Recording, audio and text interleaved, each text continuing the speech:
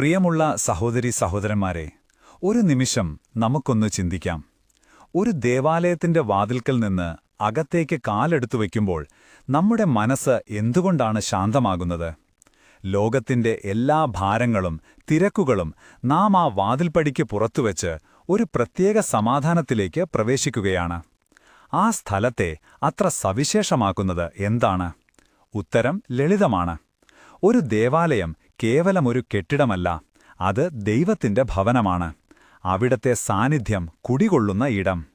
നമ്മുടെ കർത്താവ് പരസ്യജീവിതത്തിൽ ഏറ്റവും ശക്തമായി പ്രതികരിച്ച സന്ദർഭം ഏതാണെന്ന് നിങ്ങൾക്കറിയാമോ? ദേവാലയത്തിൽ വെച്ചായിരുന്നു. എന്റെ ഭവനം പ്രാർത്ഥനാലയമെന്ന് വിളിക്കപ്പെടും, നിങ്ങളോ അതിനെ കള്ളന്മാരുടെ ഗുഹയാക്കി തീർക്കുന്നു എന്ന് പറഞ്ഞുകൊണ്ട് അവിടുന്ന് കച്ചവടക്കാരെ പുറത്താക്കി. യേശുവിന്റെ കോപം കച്ചവടത്തോടായിരുന്നില്ല, പ്രാർത്ഥനയുടെ അന്തരീക്ഷം നഷ്ടപ്പെട്ടതിനോടായിരുന്നു.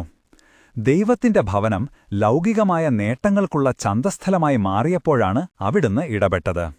ഈ ബൈബിൾ സത്യത്തെയാണ് കാനോൺ നിയമം 1210 ഇപ്രകാരം നമ്മെ ഓർമ്മിപ്പിക്കുന്നത്: വിശുദ്ധ സ്ഥലങ്ങളിൽ ആരാധന, ഭക്തി എന്നിവയെ പരിപോഷിപ്പിക്കുന്ന കാര്യങ്ങൾ മാത്രമേ അനുവദിക്കാവൂ. ആ സ്ഥലത്തിന്റെ വിശുദ്ധിക്ക് നിരക്കാത്തതൊന്നും അവിടെ പാടുള്ളതല്ല.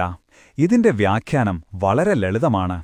പള്ളി ഒരു ഓഡിറ്റോറിയമോ സുഹൃത്തുക്കളെ കണ്ട് സംസാരിക്കാനുള്ള ഒരു മീറ്റിംഗ് പോയിന്റോ അല്ല, അത് പ്രാർത്ഥനയ്ക്കായി മാത്രം വേർതിരിക്കപ്പെട്ട ഇടമാണ്.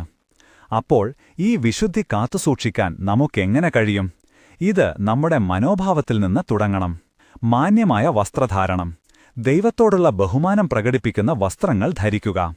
നിശബ്ദത, പള്ളിയിലെ ഏറ്റവും മനോഹരമായ സംഗീതം നിശബ്ദതയാണ്. അനാവശ്യ സംസാരങ്ങൾ, ഉച്ചത്തിലുള്ള ചിരി എന്നിവ പൂർണ്ണമായും ഒഴിവാക്കുക. മൊബൈൽ ഫോണുകൾ, ദൈവവുമായി സംസാരിക്കാൻ വന്ന നമ്മൾ ലോകവുമായി സംസാരിച്ചുകൊണ്ടിരുന്നാൽ എങ്ങനെ ശരിയാകും?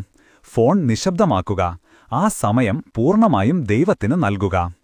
നമ്മുടെ കുഞ്ഞുമക്കളെയും ഈ പവിത്രത പഠിപ്പിക്കണം. ഇത് ഓടിക്കളിക്കാനുള്ള സ്ഥലമല്ല, ദൈവത്തെ ആരാധിക്കാനുള്ള ഇടമാണെന്ന് അവർ മനസ്സിലാക്കട്ടെ. പ്രിയമുള്ളവരെ, ദേവാലയം സ്വർഗത്തിന്റെ ഒരു ഭാഗമാണ് ഭൂമിയിൽ.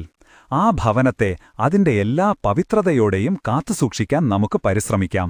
നമ്മുടെ ദേവാലയങ്ങൾ പ്രാർത്ഥനയുടെയും സമാധാനത്തിന്റെയും കോട്ടകളായി നിലനിൽക്കട്ടെ. ദൈവം നിങ്ങളെ ഏവരെയും അനുഗ്രഹിക്കട്ടെ. ആമേൻ.